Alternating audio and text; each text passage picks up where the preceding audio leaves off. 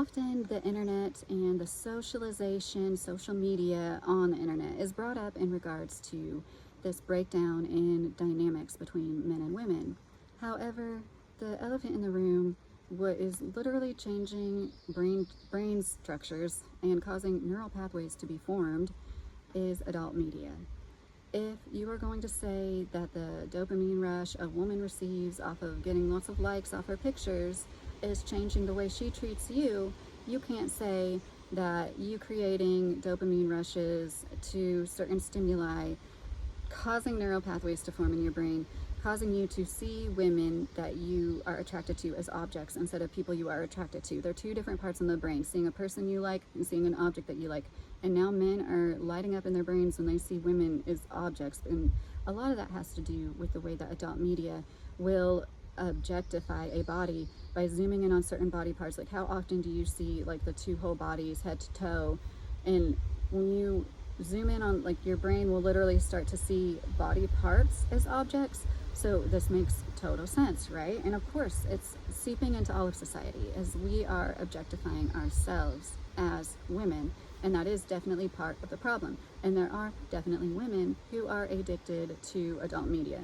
But don't even try to argue that the thing is most men indulge in it. And it is possibly changing their brains, especially when they are beginning as only children. And the reason why we need to have this open discussion is not so much to shame the men who have already formed the habits.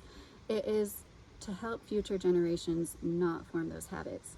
And that is so crucial and so important. In a time where we have the internet, we have all this information at our fingertips, we're finally taking mental health as seriously as we should. Now we have this disconnect where men's brains are being rewired to see us as objects. And that is what is causing the biggest breakdown ever. The same red pill women who cater to the red pill men's talking points will aid in this, perpetuate the myth that a woman's body can just be used for a man's pleasure. It's not a big deal to her, just bend over. I've heard things like this on Pearl's show. Aunt Jenny said, all you have to do is just bend over. The happy wife said, it's a switch that we turn off and on all the time, all women. The way they speak in absolutes, knowing how complicated a woman's body is and the numerous reasons I'm sure they themselves have turned down a partner before.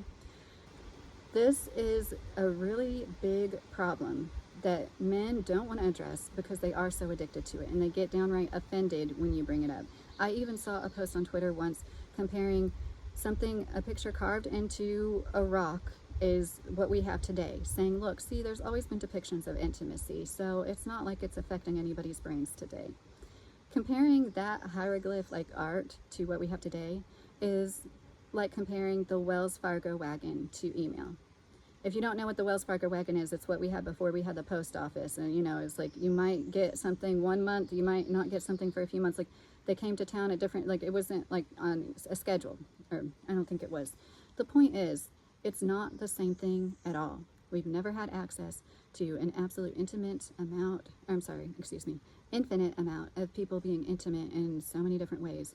And it's definitely a cause for concern. It's definitely a reason why there's so much breakdown, because this energy is extremely powerful. And we've been taught, like, it's not a big deal as long as you use protection. It's not a big deal. No, it is a big deal. And it is something that can bond people on a level as deep as their souls, in my opinion. And we are breaking people's spirits by treating it as something casual.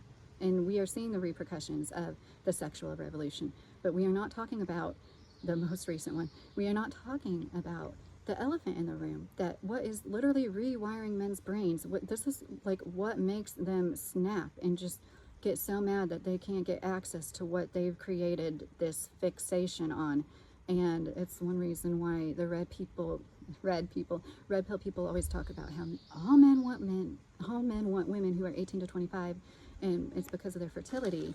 No, it's not, because most of you don't want a gaggle of kids, and you all know it's like hasn't been a thing except for like in Amish communities as far as I've seen my whole almost 40 years of life. It is because you've conditioned yourself to the stimuli of that age range, because that is the most popular PORN star age range, 18 to 25, right? And they want to try to say it like, oh, it, like, you know, make excuses for it. There's no excuse. We need to wake up. And I would like to make a part 2 on this that is more of my personal experiences, but I say this from a place of experience as well as love for other people, that we all come from an innocent background as a baby, just born here. We didn't ask to be here. And when things happen to us, they affect us, they can shape us. You never know what's really like laid some groundwork in your brain. It might be something you don't even remember. It's just important to look at the facts now and see what can you do to improve your life. The intimacy that is being lost because of these habits being formed is one of the greatest crimes committed against people. I don't see men as these big, horrible, nasty people. I see them as victims, but at the same time, I'm not going to stand by while they victimize other people and, hurt people and keep the chain of abuse going. We need to recognize this for what it is. And in conclusion, as I said in the beginning, if you're going to say that women getting likes from pictures on Instagram is changing them in the way they treat men, you need to acknowledge how men watching adult media on a regular basis is changing them in the way that they treat women.